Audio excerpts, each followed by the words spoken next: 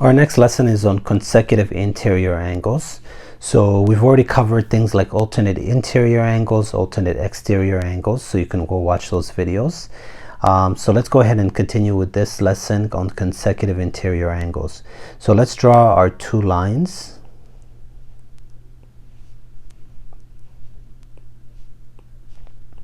And then we're going to draw the transversal.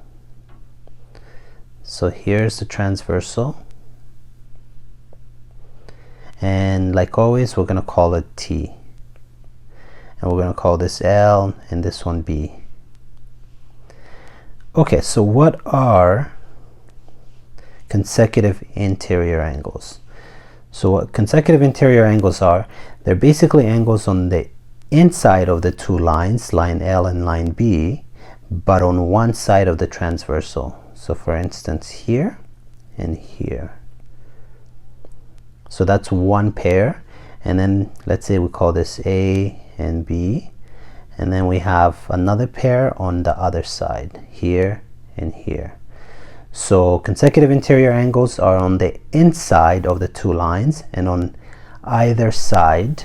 So if we're talking about one pair, it's on one side of the transversal. So let's call this C and D, right? So angle A and angle B are consecutive interior angles, and angle C and angle D are consecutive interior angles.